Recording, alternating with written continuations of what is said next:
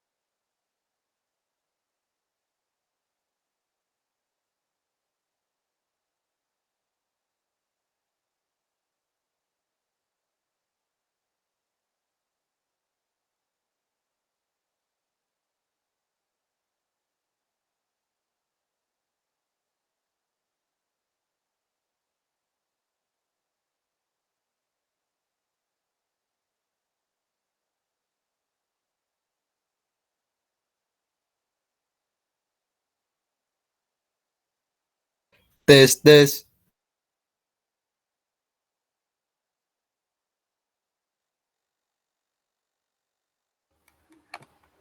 Oke. Sorry Bu, kedengeran nggak? Dengeran, Bu. Dengeran, Bu. Oke, Ibu pakai laptop. Maaf, Yang tadi Ibu, di suaranya kecil. Yang tadi di capture dikirim ke grup WA ya.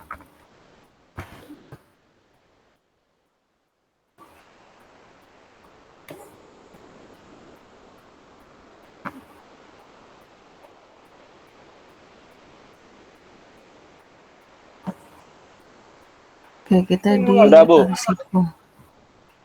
Yang di capture kirim ke grup WA. Yang udah Sudah, di Bu. capture. Sudah. Ya udah masuk.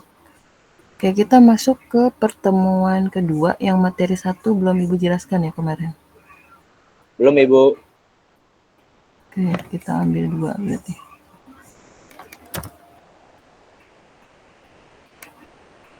Ibu akan buat kode absen untuk yang mandiri kalian dulu ya, yang di web Fasilkom. Belum Ibu kirimkan kan kode absennya? Belum, Bu.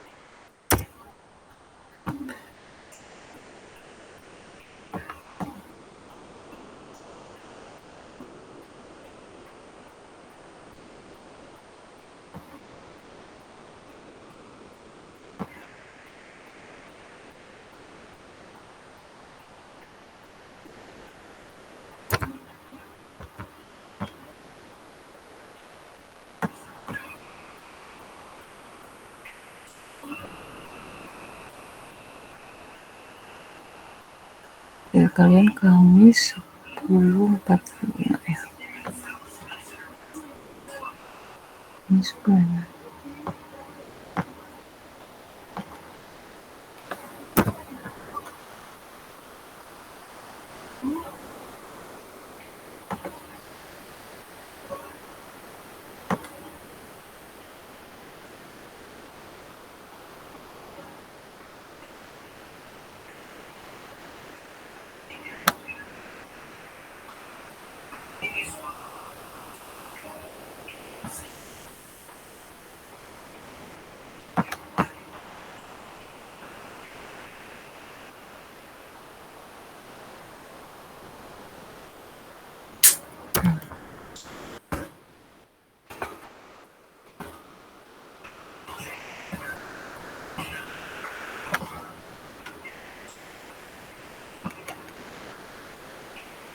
Oke, udah muncul belum? Sudah, Bu. Ya, Ibu minta di capture dulu ya. Bentar, ambil yang ini aja.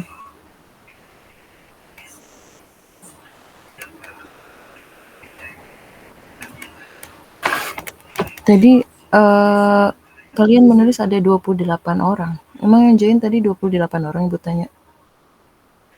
Iya, Bu, tadi cuma 28 orang doang.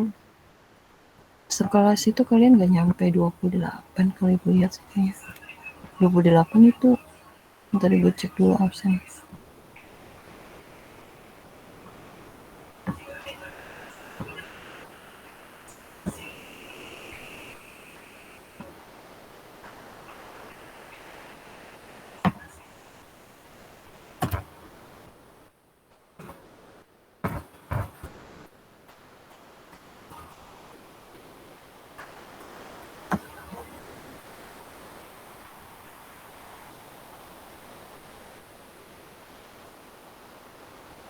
Kami 10.45.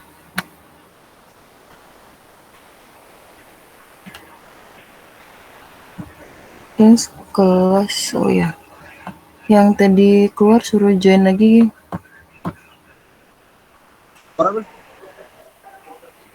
Bu, sepertinya mahasiswa sama Bu, jaringannya kurang stabil. Suruh cari yang di refresh, kalau enggak suruh cari jaringan yang bisa buat koneksi, yang koneksinya stabil.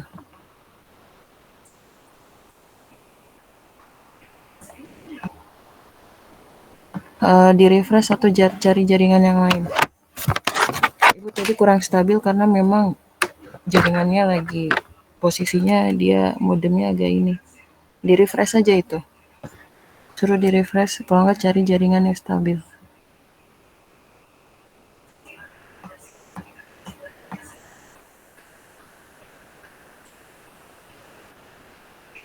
Oke, Ibu sambil absen.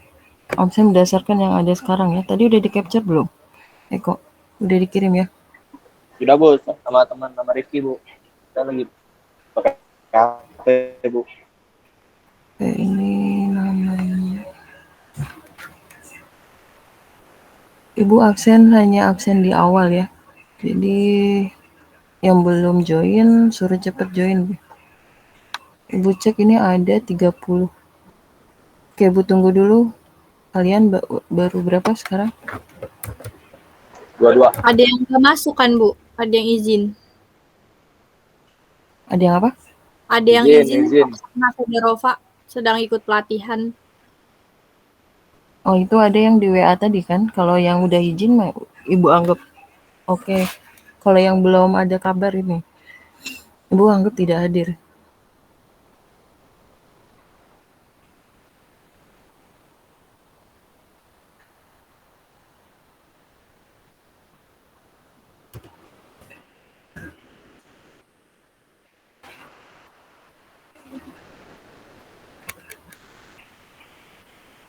Kodenya belum Ibu kirim ya kodenya. Sorry bentar. Udah absennya 10.45 ya.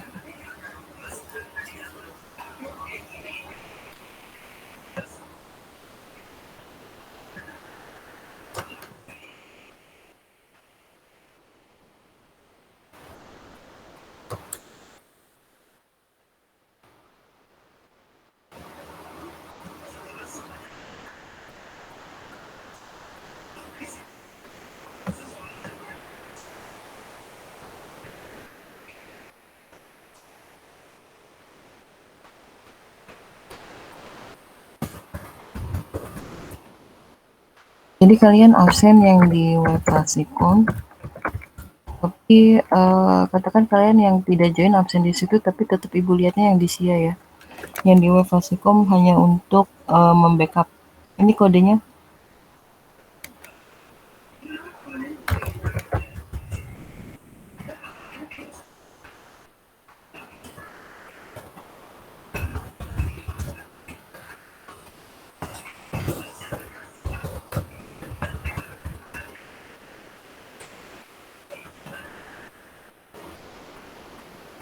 Oke, sekarang yang join ada 29.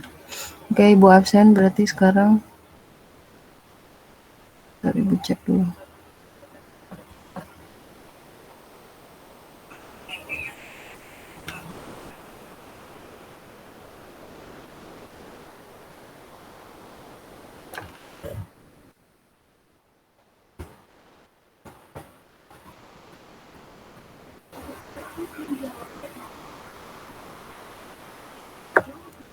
Kalian kelas berapa nih kelasnya?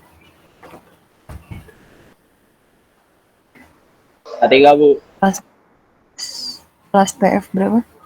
TF 4 A3. 4 A3. Tuh.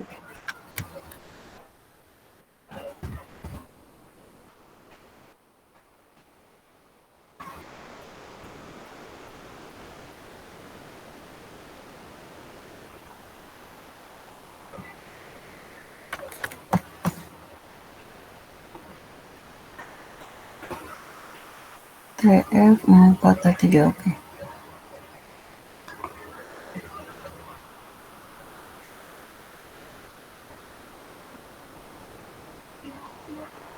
Oke, sudah Ibu absen. Sekarang Ibu capture sekarang ada berapa orang? Siapa? Eko 29 ya. Oke, di capture Eko Baik Bu. sebelum Ibu share materi nama-namanya. Sudah Bu. Ya. Ya, sekarang kita lanjut ke materi ya.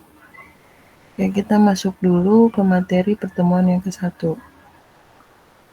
Oke, Ibu minta di capture dulu Eko. Sebentar. Ibu pindah dulu. Baik Bu.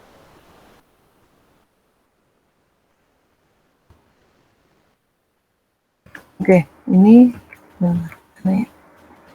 kamu capture Sudah Ibu komputer di dan manusia. pertemuan Muncul nggak 1. komputer? Bukan Muncul Bu. pertemuan 1. Belum ya? Tante. Muncul Bu, muncul.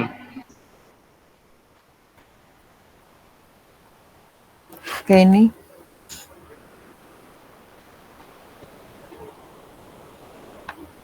komputer dan manusia sudah. Sudah Bu, sudah muncul Bu. Sudah Bu.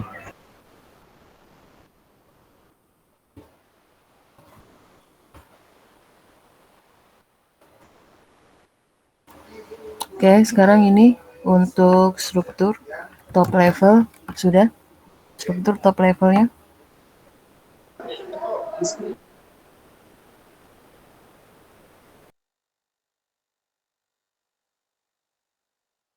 Di capture Bu.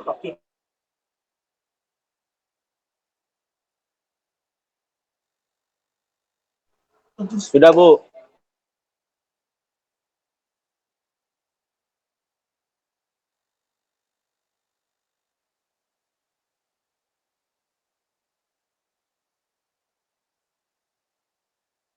Sudah Bu.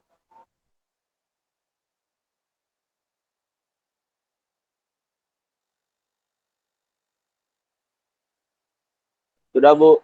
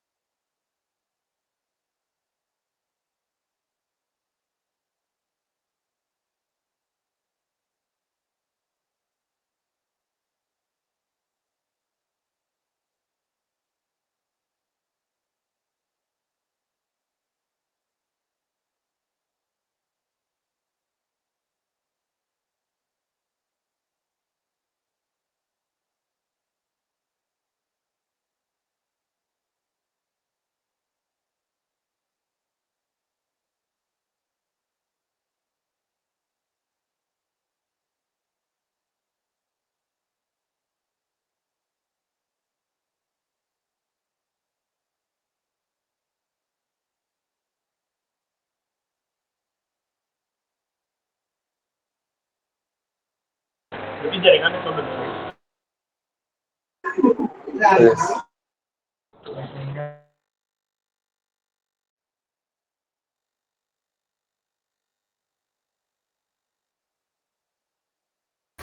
Oke, udah muncul belum yang pertemuan 2? Sudah Bu. Ya, Bu.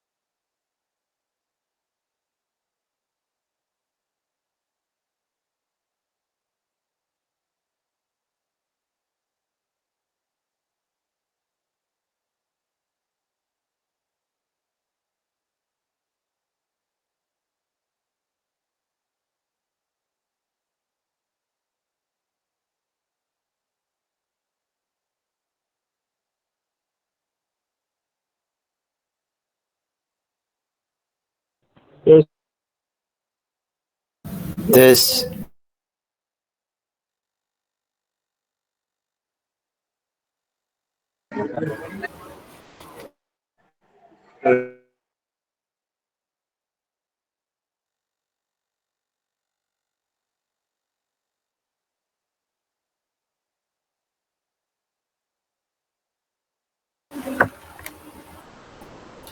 Oke.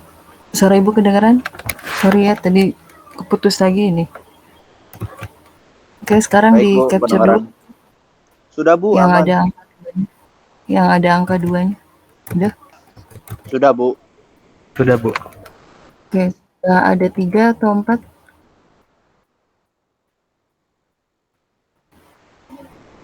Baru 3 ya? Bentar Bu, baru satu Bu, yang tadi yang 2, sekarang jadi 2. Enggak, total.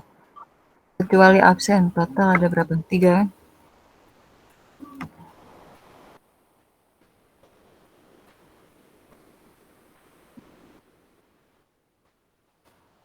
Dan sekarang ini capture.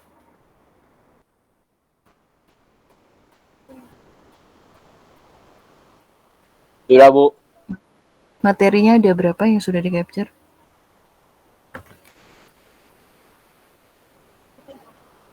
Total semua ada 4 Bu. 4 Ada sama ini 4.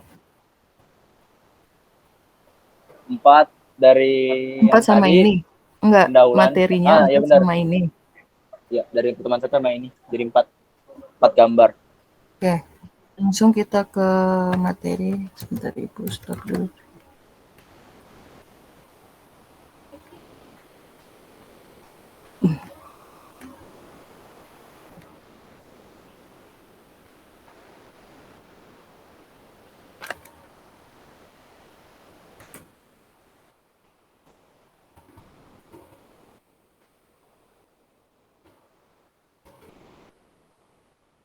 Untuk pertemuan yang pertama, di sini kalian akan mempelajari mengenai pengantar arsitektur komputer.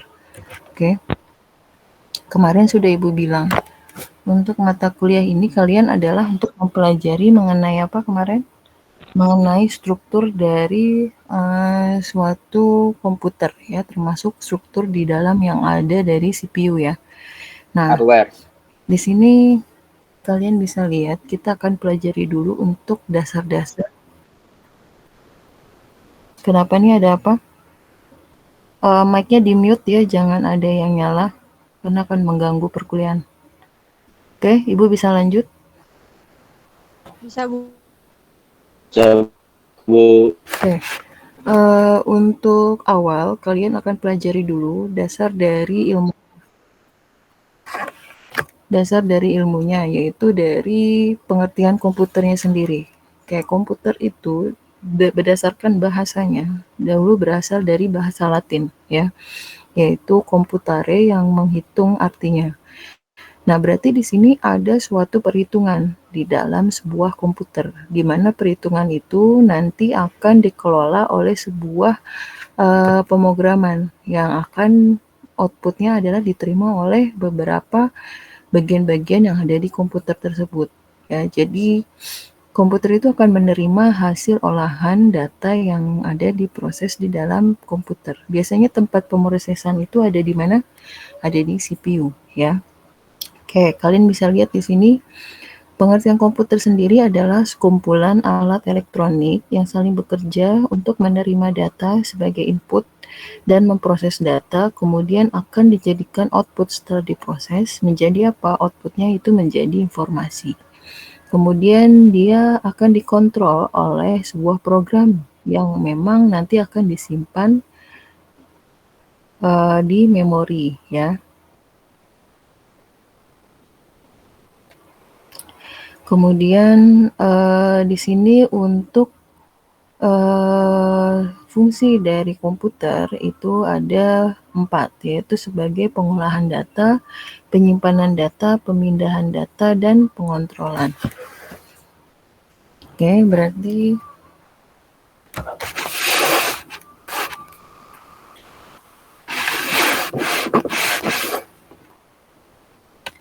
nah, di sini kalian bisa lihat untuk komponen dari sebuah komputer dan manusia.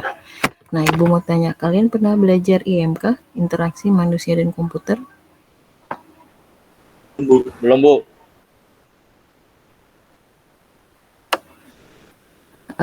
IMK itu sebenarnya nanti kalau sebenarnya kalian harusnya sudah mengambil IMK sih sebelum masuk ke mata kuliah ini. Nah, karena IMK itu adalah terhubung juga dengan struktur komputer. Dia adalah merupakan sebuah interaksi antara manusia dan komputer. Kalian bisa lihat di sini ada human dan komputer. Katakan di sini mereka melakukan sebuah aksi dan reaksi ya. di mana human ini memiliki sebuah pemikiran di dalam otaknya dan memiliki bahasa untuk komunikasi dan memiliki ergonomik, yaitu menggunakan tangan dia untuk melakukan sebuah aksi kepada sebuah komputer.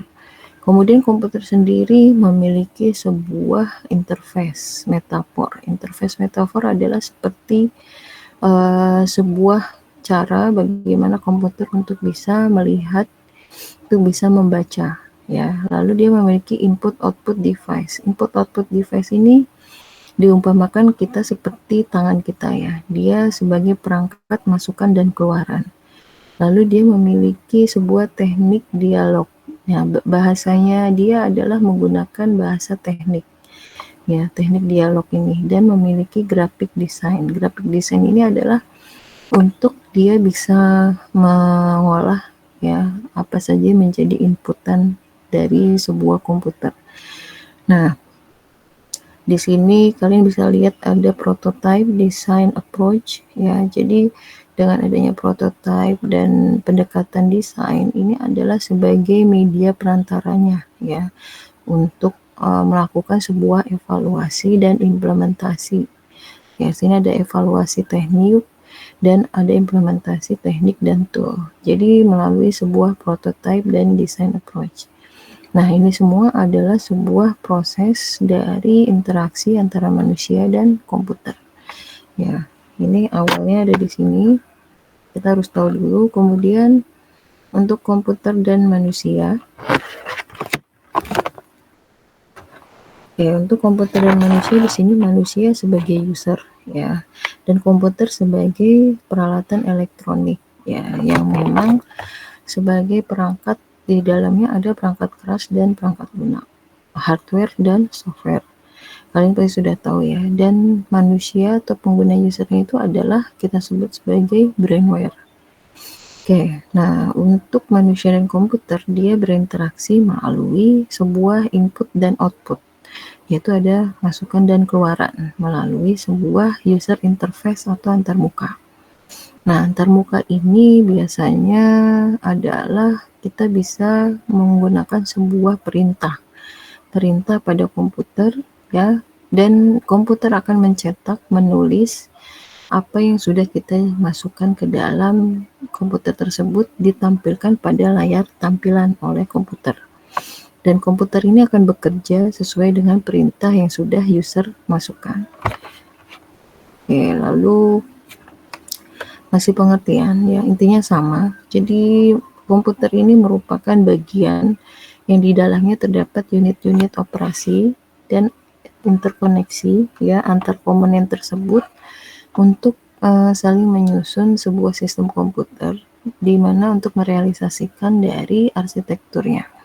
Jadi di dalam komputer tuh ada banyak unit-unit operasional dan mereka saling berketerhubungan untuk saling membentuk sebuah realisasi. Oke, contoh dari arsitekturnya di sini ada hardware, ada perangkat antarmuka, ya, ada memori, ada sistem memori, ada sinyal pengontrolan. Oke, ini bagian dari komputer juga. Dan arsitekturnya sendiri ini sebuah konsep perencanaan, ya, dan merupakan struktur pengoperasian dasar. Jadi di situ ada gambar-gambar dari sebuah konsep bagian dari komputer, ya, di mana sistem komputer dan atribut-atribut sistemnya ada di dalam tersebut, ya, yang dimana dibuat akan terkait dengan seorang programmer. Ya, arsitektur itu biasanya akan terhubung kepada seorang programmer dalam membentuk sebuah bahasa pemrograman. Kemudian contohnya dari arsitekturnya yaitu ada kumpulan bit, lalu ada jumlah bit, ya, untuk representasi data, lalu ada set instruksi, aritmatika, dan ada teknik pengalamatan serta mekanisme input-output. Ya, ini untuk arsitektur. Untuk struktur ini kita akan terhubung dengan sebuah bagian-bagian, ya, di mana bagian-bagian komponen dari komputer itu merupakan bagian dari struktur komputer. Komponennya apa saja? Berdasarkan fungsi ya, kita bisa lihat di sini ada fungsi operasi pengolahan data, ada fungsi operasi penyimpanan data, ada untuk pemindahan data dan pengontrolan. Jadi fungsi dari komputer harus kalian hafalkan, ada 4, yaitu untuk pengolahan data, untuk penyimpanan data, pemindahan data, dan pengontrolan. Oke. Kemudian fungsi dasar dari komputer. Fungsi dasar komputer adalah dia untuk memberikan sebuah masukan dan menampilkan sebuah keluaran melalui sebuah memori ya, dengan pengoperasian menggunakan aritmetika dan logika serta pengontrolan pada komputer. Ini adalah fungsi dasar. Gambarannya adalah seperti ini. Ada masukan, keluaran, ada memori sebagai perantaranya, dan sebagai pengolahan datanya itu di memori ya. Kemudian aritmetika dan logika itu menggunakan sebuah strukturnya ya dari bagian komputer untuk pengontrolannya dan ada di bagian dari komputer itu. Oke, untuk gambar dari fungsi komputer ada data movement apparatus, ada control mechanism, data storage facility, data processing facility. Jadi di sini untuk masing-masing dari fungsi komputer tadi ada untuk apa? Pengolahan data, ya kan? Kemudian pengontrolan, pemrosesan, untuk storage ya. Nah, ini penggambarannya seperti ini, dia akan memberikan sebuah feedback. Feedback itu timbal balik, makanya panahnya dia memiliki 2 arah ya antar masing-masing fungsi tersebut. Untuk fungsi pemindahan data ya, tadi ada fungsi untuk pemindahan data ya dari sebuah komputer salah satunya. Nah, di sini pemindahan itu bisa menggunakan keyboard ke screen contohnya. Ya, berarti kan si user menginputkan sebuah masukan melalui keyboard, ya kan. Kemudian yang menjadi input itu akan diterima komputer, diolah, ya kan, diolah kemudian akan ditampilkan pada screen atau layar. Nah, ini prosesnya adalah data movement apparatus, control mechanism. Nah, ini di sini sebagai masukan dan pengolahannya. Ya, kemudian ada storage. Storage itu adalah penyimpanan. Lalu akan diproses di data processing facility. Seperti ini contoh penggambarannya. Lalu di sini ada penyimpanan data. Penyimpanan data ini lebih penggambarannya adalah ke fokusnya pada storage ya. Kalau yang sebelumnya adalah pemindahan data. Makanya di sini untuk garisnya dia lebih memfokuskan pada data movement, pemindahan data, dan kontrol mekanisme untuk pengontrolan data. Oke. Dan untuk yang sebelumnya di sini adalah dasarnya ya. Dasarnya adalah seperti ini tanpa ada proses pemindahan atau penyimpanan. Nah, untuk proses pemindahannya adalah dengan penambahan gambar untuk melingkupi hanya data movement dan control mechanism. Ini untuk pemindahan. Dan lalu untuk penyimpanan ditambah dengan garis yang menghubungkan fokusnya kepada data storage facility untuk penyimpanan. Storage itu penyimpanan ya. Nah, kemudian berikutnya adalah untuk updating atau proses dari ke unit penyimpanan. Makanya di sini fokusnya adalah garisnya yaitu melalui sebuah data storage, kemudian akan masuk ke pengontrolan, lalu ada ke data processing. Jadi tidak ada pemindahan data, tapi lebih ke penyimpanan dan pengontrolan serta pemrosesan. Ya, makanya garisnya melingkupi 3 fungsi yang ada ya sebelah kanan. Oke, lalu ini untuk penyimpanan. Nah, ini yang berikutnya penyimpanan ke input output. Nah, kalau penyimpanan ke input output berarti di sini garisnya akan mengambil dari data movement karena akan dilakukan sebuah pemasukan data dan pengeluaran data, kan input dan output, yaitu melalui pemindahan data. Pemindahan data itu adalah data movement. Makanya garisnya dimulai dari data movement, pengontrolan, pasti akan ada pengontrolan, kemudian pemrosesan data, dan berakhir di data storage. Ya, di sini ada garis tambahan yang bawah ini. Ya, ini adalah menunjukkan alur dari penyimpanan dari dan ke input output. Oke. Nah, itu tadi penggambaran untuk masing-masing fungsi dari komputer. Fungsi komputer ada 4 tadi kan. Untuk pemindahan data, pengontrolan data, penyimpanan data, dan pemrosesan data. Oke, itu harus kalian hafalkan. Nah, lalu sekarang masuk ke struktur dari level-level dalam komputer. Nah, di sini komputer ada lingkar kecil, kemudian dia membesar di sebelah kanan. Ada bagian di dalamnya, kalian bisa lihat ada Central Processing Unit atau CPU, ada main memory, ada sistem interkoneksi, dan ada input-output. Nah, kalau Central Processing Unit ini adalah CPU di mana berfungsi sebagai otak komputer. Jadi tempat pemrosesannya ada di CPU. Nah, di mana untuk penyimpanannya ada di memori, yaitu ada di main memory. Nah, untuk koneksinya ada di sistem interkoneksi, terhubung ke jaringan. Untuk data masukan dan keluaran menggunakan input dan output. Oleh sebab itu, keempat komponen tersebut masuk ke dalam bagian dari komputer. Ya. Sedangkan di komputer sendiri ada peripheral dan communication line. Jadi ini adalah sebuah media ya untuk berkomunikasi maupun untuk interface atau tampilannya. Ya. Oke, ini adalah struktur dari level komputer. Nah, ini untuk struktur CPU. Kita akan lebih detail lagi kepada CPU. Ya, tadi kan komputer bagiannya ada input output ya. Kalian lihat sebelah kiri, ada input output, ada memori, ada bus system, dan ada CPU. Itu adalah bagian dari komputer, harus kalian hafalkan ya. Nah, sekarang kita lihat perbesar bagian dalam lagi dari CPU apa? Oke, CPU tadi adalah otak komputer ya, di mana tempat pemrosesan komputer ada di dalamnya. Nah, CPU sendiri bagiannya ada register, arithmetic and logic unit, kemudian ada internal CPU, interkoneksi, dan control unit. Oke. Suara ibu masih kedengeran nggak? Masih Bu, masih. Ya. Sedang ajan, kita berhenti dulu sebentar.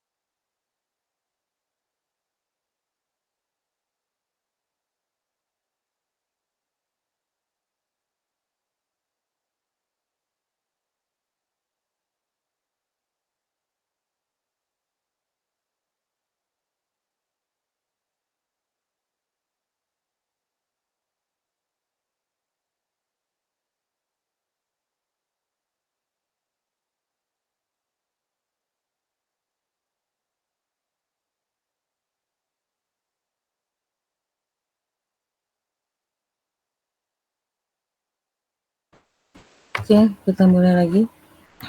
Sudah tampil belum? Sudah Bu. Sudah, Bu. Sudah tampil belum? Sudah Bu. Sudah, Bu.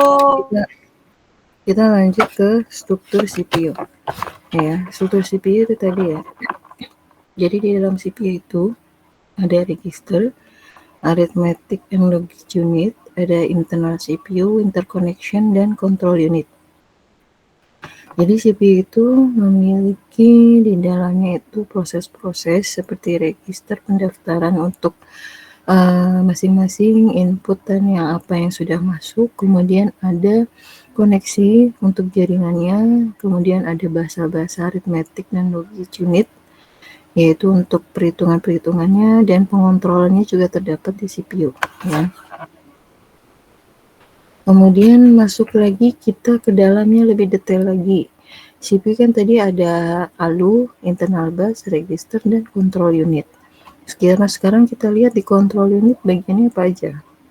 Di control unit bagiannya ada sequence login, ada control unit register and decoder, dan ada control memory. Jadi control unit fungsinya adalah untuk mengontrol bagaimana beberapa hal dari proses login, kemudian dari proses register, dan untuk proses dari memori, ya, penyimpanannya.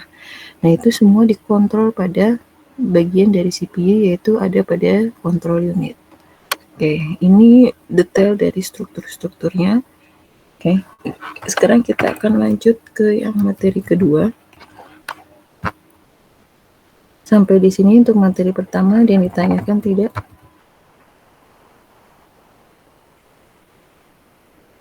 Paham, Bu. Oke, kita lanjut yang kedua. Oke, untuk yang kedua di sini ada evolusi dan kinerja komputer. Oke, untuk di sini kita akan mempelajari mengenai sejarah adanya sebuah komputer. Ya. Sejarah yang pertama, dahulu pada tahun 46, komputer itu berupa sebuah vakum, ya, vakum tabung berbentuk besar, ya, ukurannya 30 ton, kemudian di sini volumenya 15.000 kaki persegi, ya, bisa kalian bayangkan dengan berat 30 ton, kemudian berisi juga 18.000 tabung vakum, berarti sangat banyak sekali dan sangat besar, ya. Dayanya saja sampai 1450 kW, ya, untuk operasi memiliki 5.000 operasi per detik. Yang memang sangat besar dan membutuhkan daya yang sangat besar juga. Itu pertama kali, ya. Kemudian memorinya pun terdiri dari 20 akumulator, ya, sangat banyak sekali akumulator yang dibutuhkan, di mana masing-masing akumulator saja menampung 10 digit, ya. Nah, itu generasi pertama tahun 46. Kemudian tahun 52 ada mesin von Neumann, ya, dirancang oleh von Neumann, komputer IAIS. Oke, di sini adalah infrastruktur arsitektur dari sistem, ya. Nah, di sini struktur dari komputer IAIS, ya, ada main memory, ALU, CPU, dan input output. Main memory ini adalah tempat penyimpanan utama. ALU ini ada untuk pengoperasian data biner, dan mulai ada CPU untuk instruksi-instruksi interpretasinya. Input output adalah untuk yang dioperasikan oleh control unit. Nah, ini sudah mulai mengecil di sini untuk dari tahun 52. Nah, kurang lebih itu sejarah secara singkat, ya, tidak semua ditampilkan. Kalian bisa googling dan searching lagi sejarah-sejarah perkembangan komputer sampai dengan sesuai dengan per masanya, ya, urutannya sampai dengan saat ini. Nah, yang terbaru saat ini untuk komputer sendiri, ya, sudah banyak yang memiliki touchscreen, kan, ya. Untuk layarnya sudah touchscreen, bahkan ada komputer yang menggunakan keyboardnya keyboard digital, ya kan. Jadi tidak perlu ada keyboard, jadi hanya monitor saja, kan, seperti tab tapi yang berukuran besar. Nah, itu keyboardnya sudah keyboard digital. Nah, jadi tidak dibuka tutup tapi satu seperti tab, ya, seperti handphone tapi ukuran besar. Itu sudah ada juga, kan, sekarang. Nah, perkembangan makin ke sini semakin simple, semakin sederhana, ya kan, semakin mudah untuk kita gunakan, ya kan, untuk perkembangan komputernya, dan juga semakin mempermudah dari prosesnya untuk bagian-bagiannya, spek-speknya juga akan semakin bagus, ya kan. Itu perkembangan yang untuk sisi hardware, ya. Softwarenya pun juga sekarang semakin banyak beragam, ya kan, dan ukurannya pun juga tidak terlalu besar, ya. Nah, kurang lebih seperti itu. Kalian bisa googling lagi untuk perkembangan-perkembangan terbaru saat ini. Nah, sekarang kita masuk ke mesin von Neumann. Nah, di sini mesin von Neumann tadi kan dia memiliki main memory, ALU, CU, dan input-output equipment. Kan berarti di sini struktur gambarnya adalah seperti ini, ya, dari sebuah CPU dari mesin von Neumann. Lalu ada transistor. Kalian tahu transistor, ya, di situ memang fungsinya adalah dia memiliki sebuah kapasitas di mana dia lebih kompleks, ya, dari sisi alunya. Kemudian dia juga memiliki ukuran yang lebih kecil dan lebih murah. Kemudian dia untuk panasnya pun juga tidak terlalu panas, ya, dibuat dari silikon. Nah, itu kelebihannya, dan dibuat pada tahun 47 dan tahun 50 di Bell Labs atau di laboratorium Bell. Pada tahun 47 dan tahun 50 meluncurkan revolusi elektronik. Nah, ini mulai berubah memang pada zamannya tahun 47 dan 50. Kemudian untuk alunya pun juga dia lebih lengkap, tadi sudah dijelaskan, bahasanya juga sudah tingkat tinggi, bahasa pemrogramannya. Kemudian ada sistem software dengan komputer. Mulai ada sistem software komputer di tahun ini, ya. Kemudian ada lagi berkembang tahun 58, mulai ada integrasi sirkuit. Keuntungannya harganya akan lebih murah, kecepatannya lebih tinggi, komputernya akan ukurannya semakin mengecil, ya, terdapat pengurangan daya yang tadi sangat boros menjadi lebih hemat, dan mulai ada pendingin, tadinya tidak ada, ya. Kemudian terkoneksi pada IC dan jauh lebih reliable dibanding koneksi solder. Oke, ini lebih bagus lagi di tahun 58, ukuran lebih kecil, daya, dan mulai ada pendingin dan ada IC. Nah, kemudian di tahun 70 mulai ada memori semikonduktor. Ya, dibuat oleh Fairchild. Kemudian dapat menampung 256 bilangan memori. Nah, memori semikonduktor ini mengalami peningkatan karena memori sudah ada yang lebih dari 1 GB. Oke, lalu ada juga mikroprosesor, ya. Dibuat oleh Intel mulai ada tahun 1971. Oke. Nah, ini evolusi dari Intel mikroprosesor. Jadi di tahun 72 sampai dengan tahun 89, feature-nya untuk beberapa macam feature semakin berkembang, ya, untuk kategorinya dengan nomor-nomornya, ya. Kemudian jumlah instruksinya pun semakin bertambah, lebar busnya pun semakin bertambah, ya, untuk bus alamat maupun bus data, dan jumlah flag-nya pun juga semakin meningkat, registernya pula, ya, di sini disesuaikan dengan kategori-kategori flag-nya, busnya, ya, akan semakin fleksibel. Kemudian kemampuan memorinya pun kan semakin tinggi dan semakin besar. Input output portnya pun juga semakin tinggi, semakin besar. Untuk bandwidth-nya pun akan semakin bagus, ya, dan menambah waktu untuk menambah register-register ini akan semakin fleksibel, waktunya tidak terlalu lama, ya. Oke, ini untuk Intel mikroprosesor. Kemudian ada revolusi Pentium, ya. Kalian dulu mungkin sempat dengar ada Pentium, ya, sekarang sudah tidak ada. Nah, ini Pentium ini mesin 8 bit, kemudian ada 16 bit dan ada 32 bit. Ya, dengan beberapa feature-nya, yaitu feature 8080 di 8 bit, feature 8086 di 16 bit dan feature 80286 dia 16 MB dan untuk 32 bitnya di 8386. Makin kesini bitnya akan semakin tinggi ya. Dan ini yang 32 bit Intel yang pertama yaitu di feature 8386. Nah, ini untuk revolusi Pentium-nya. Ya, di feature 8486 ini dia sudah menggunakan teknologi cache yang lebih canggih dan handal ya, menggunakan pipelining instruksi. Nah, kemudian mulai ada Pentium dengan menggunakan superscalar yang memungkinkan instruksi dieksekusi secara paralel. Jadi di sini semakin berkembang Pentium ya. Akhirnya menjadi Pentium, ada Pentium 6, Pentium 7 ya. Mungkin kalian pernah dengar waktu itu. Untuk Pentium 6 dia menggunakan prediksi cabang yang memang analisis dan aliran datanya eksekusinya spekulatif. Kemudian untuk Pentium 7 dengan beberapa teknologi menggunakan RISC ke dalam produknya. Nah, Pentium 7 sudah menggunakan RISC. Ini untuk evolusi Pentium ya, dari karakteristik 286 sampai terakhir P7, Pentium 7. Oke, terakhir tahun 93 untuk Pentium 7 ya. Kalian masih mengalami dulu ya, tahun 93 ya, pernah memakai Pentium kan ya.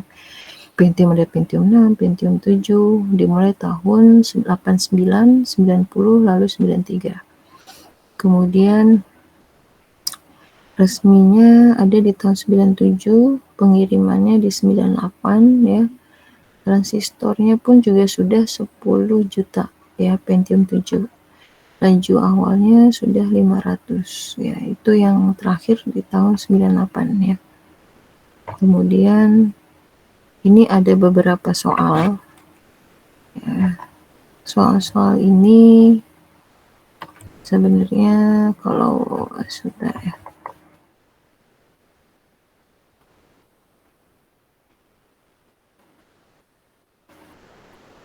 Oke, untuk soal ini Ibu kategorikan untuk kuis saja. Ya, silakan yang mau jawab ya. Untuk pertanyaan 1, 2, 3, 4, 5 dan 6 ya. Untuk jawabannya ini nanti kalian bisa kirimkan pada Google Classroom ya. Yang menjawab lebih dahulu untuk 5 orang saja yang Ibu akan ambil ya.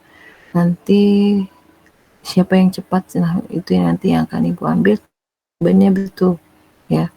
Untuk 5 orang pertama yang mengumpulkan, karena di situ kan ada timernya ya, ada waktunya, kalian mengumpulkan di jam berapa, menit ke berapa, detik ke berapa. Nah itu nanti Ibu ambil yang 5 orang pertama. Oke, bisa difahami? Ini soalnya bisa kalian kerjakan, nanti materinya Ibu akan share ke Google Classroom. Kalian bisa kerjakan untuk yang latihan pertemuan kedua. Oke, 5 orang pertama yang Ibu ambil. Paham? Jelas apa yang Ibu jelaskan? Dipilihkan Ada yang ditanyakan untuk materi? Kenapa? Untuk tugasnya itu dipilih atau dikerjakan semua, Bu? Kerjakan semua. Kerjakan semua, kumpulkan. Nanti Ibu lihat dari waktunya dan yang jawabannya benar semua. Tapi hanya 5 orang yang Ibu ambil ya. Itu aja. Tapi kalian kerjakan saja dulu, kan belum tentu juga semuanya jawabannya adalah betul. Oke, untuk materi ada yang ditanyakan mengenai revolusi, perkembangan, evolusi dan kinerja komputer.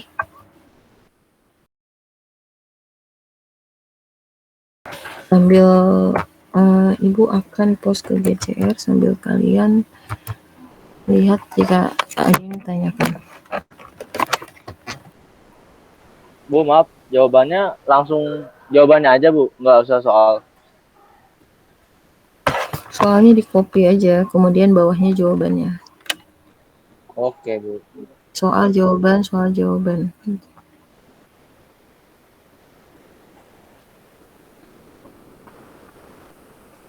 Kalian oke di Kamis jam 10.45 ya, oke.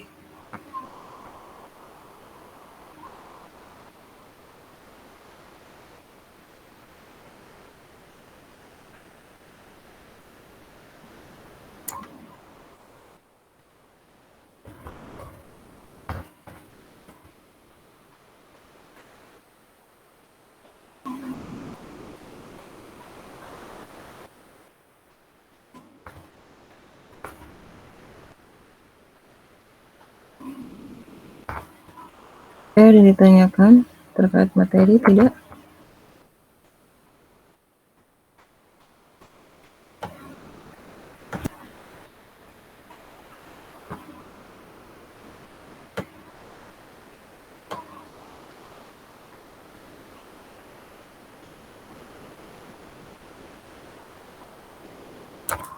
Ada yang ditanyakan tidak?